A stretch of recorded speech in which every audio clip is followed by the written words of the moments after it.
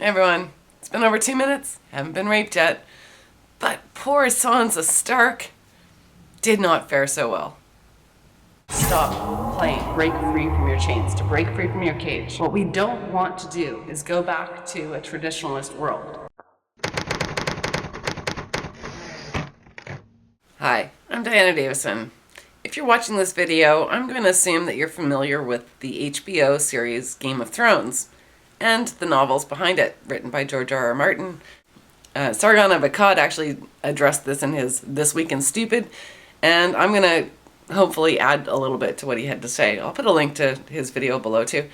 So, yeah, all over the news, we get a chance to see the difference, and there are differences between men and women. We get to see the difference between the way men react when they're unhappy with the way the story is going. George R.R. Martin, please write and write faster, cause we won't stop whining until we're appeased. Crap out the chapters, and George, while you're at it, stop killing our favorite characters, please. And the way women react. The Mary Sue has decided we will no longer be actively promoting the HBO series Game of Thrones. Do you see a difference? I see a difference. In the first scenario, you've got fans of the story, actual fans of the story, who, although annoyed with some of the choices because they were attached to the characters that got killed off, and a lot of them have died, people who you thought were going to be the heroes, gone. Just like that. Red wedding, need I say more? So, they disappoint and upset a lot of their fans with some of their choices, but ultimately, fans of the story recognize something. They didn't write it. This is a great story, and they love it, and the reason they love it is because somebody who's a better writer than them is actually crafting the storyline. Now, the adaptation to HBO, when you're taking something like a novel and you're trying to turn it into a series, the beats of storytelling on television or in a feature film are much different than the beats of writing a novel.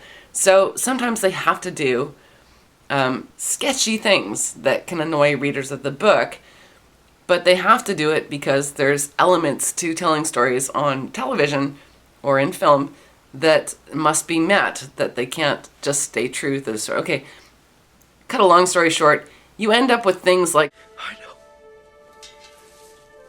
It's all wrong. By rights, we shouldn't even be here.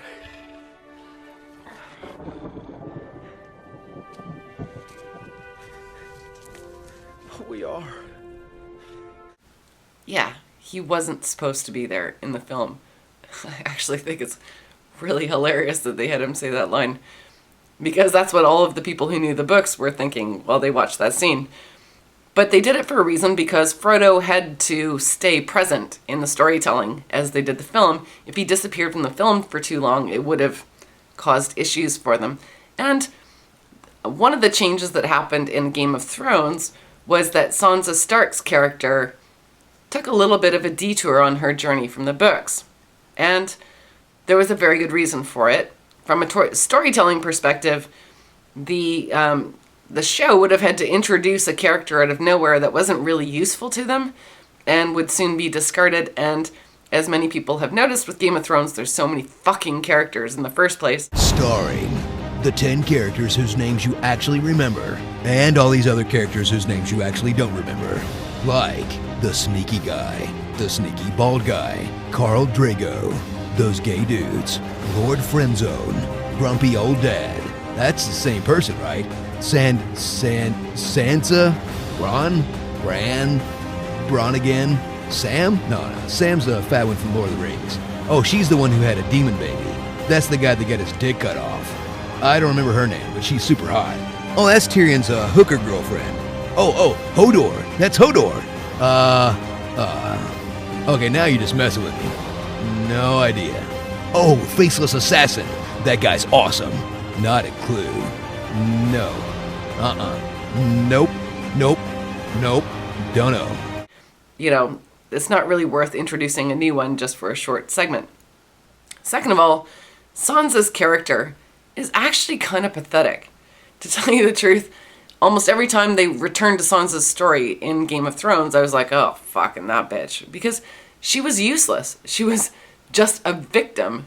And Sargon of Akkad points this out as well. He actually does a better job, so you can watch his thing for covering the stupid victimhood of Sansa and the crazy affection that feminists showed for this victim character. So Sansa really has not grown as a character all that much. One thing that did happen with her was that she was kind of trapped in her situation in King's Landing.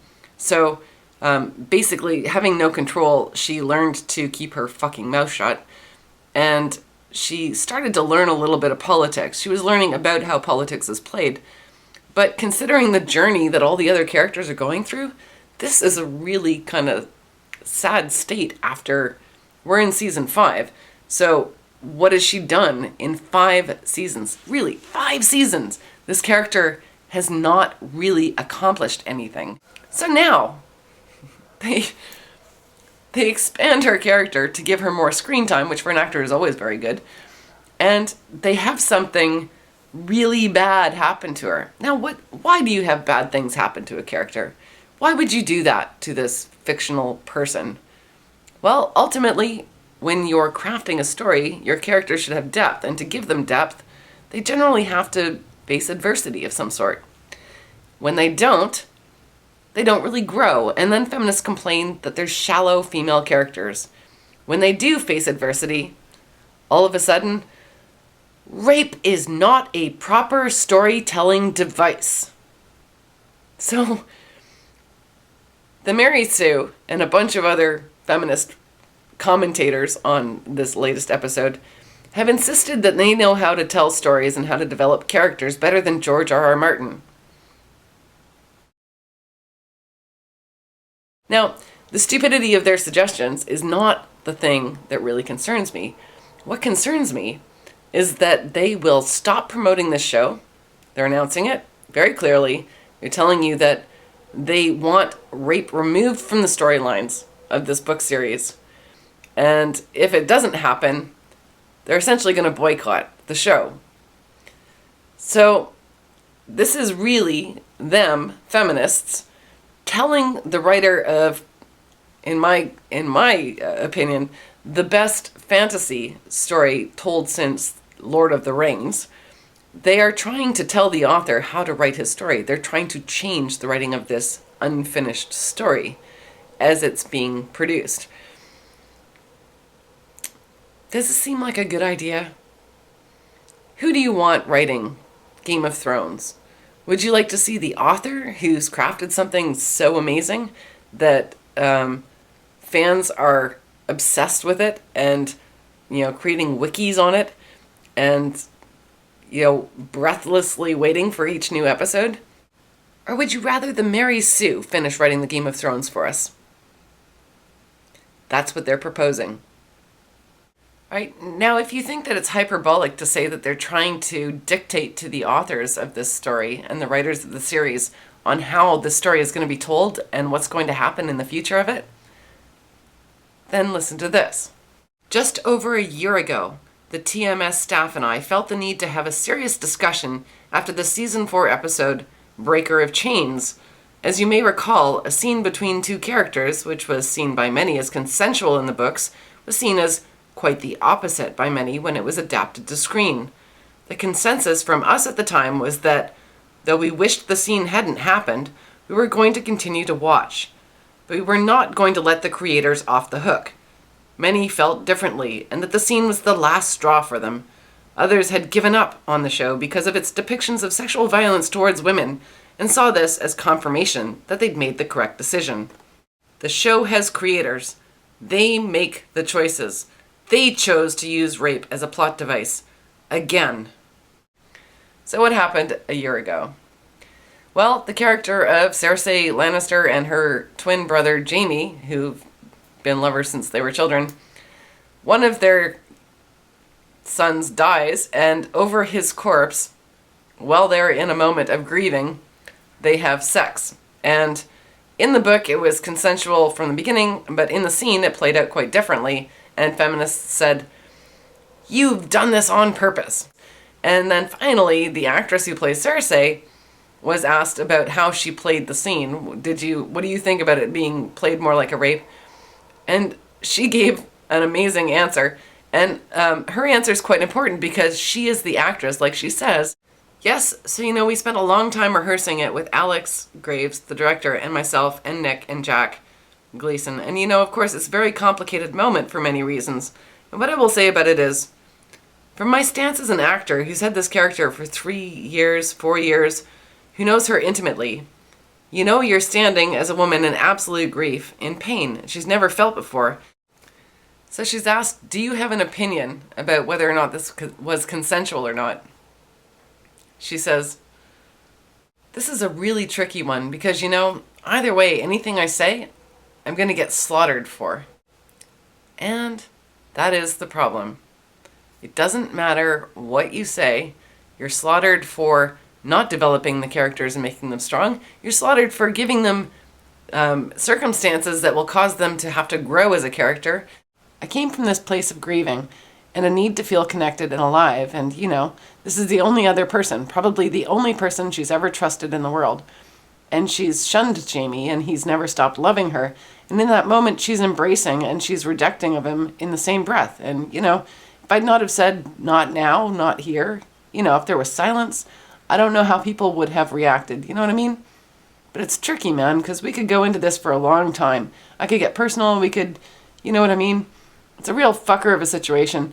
And I also think, without being too much of a twat about it, we're talking about a show with dragons, incest, babies taken by zombies, All right, so I guess the ultimate question at the end of this is, what do you think?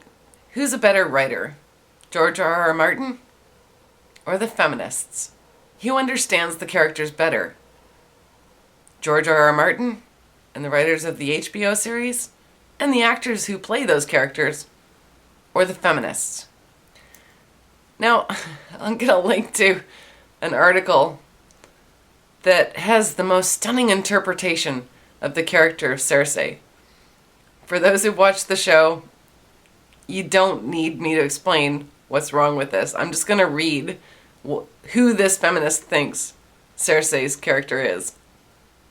And then let's make our decision. If in the end of this, you think that George R.R. Martin is the better writer, I suggest that you create a hashtag or something and go out and prevent the feminists from actually being able to affect the outcome of this storytelling. I'm pretty sure that they won't allow that to happen. I'd like to see a rape version of the Red Wedding go on in response to them, but, again, I'm not going to tell the writers how to do their job because they're doing a great job. So here's what the feminists think the character of Cersei Lannister is all about. Not that I'm going to say all of them, but Cersei Lannister, the conniving, beautiful, former queen of the Seven Kingdoms, is a highly visible figure in King's Landing. She can often be spotted plotting, scheming, and feuding with powerful men. But despite her facade of influence and autonomy, Cersei is actually one of the most tragic characters on Game of Thrones. Married off to a man, Robert Baratheon, who is in love with another, she finds herself scorned and alone. Robert belittles and abuses Cersei, both physically and emotionally. In season 1, he slaps her full across the face and threatens to keep hitting her if she speaks out of turn again. While Cersei finds love and comfort in the arms of her twin brother Jaime, he similarly casts her in a position of inferiority and powerlessness. Cersei is not unaware of how her gender predestines her to watch from the sidelines as countless men assume the political power she so wantonly craves. In one particular poignant Season 2 speech to Sansa Stark, Cersei bitterly explains, "When we were young, Jaime and I, we looked so much alike. Even our father couldn't tell us apart. I could never understand why they treated us differently. Jaime was taught to fight with sword and lance and mace, and I was taught to smile and sing and please. He was heir to Casterly Rock, and I was sold to some stranger like a horse to be ridden whenever he liked." In this way, with all her talk of gendered frustration and societal repression, Cersei is the living, breathing poster child for the feminine mystique. Like any stereotypical frustrated 1950s homemaker, Cersei faces the problem that has no name. A unique, manic depression stemming from the fact that she, unlike her father, siblings, and sons, was not born a man. The idea of a woman propelled toward ugly behavior by her myriad gendered frustrations is not foreign.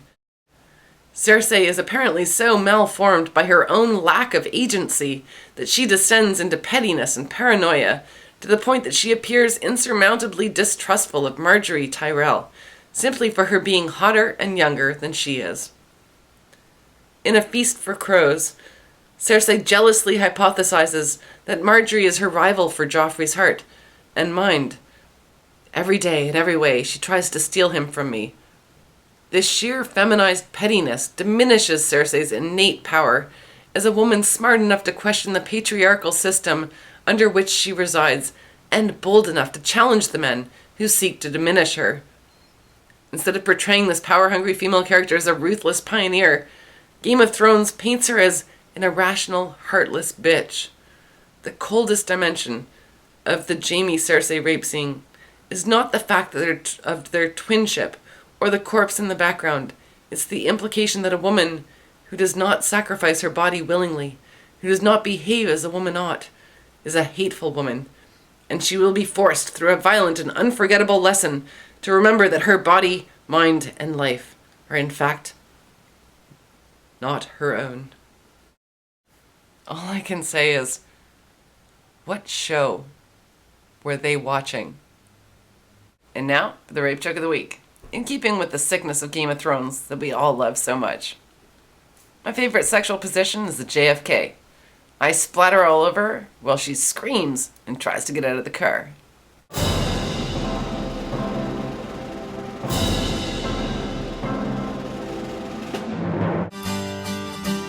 George R.R. Martin, please write and write faster. You're not going to get any younger, you know. Winter is coming, I'm growing impatient, and you've still got 2 whole damn books left to go.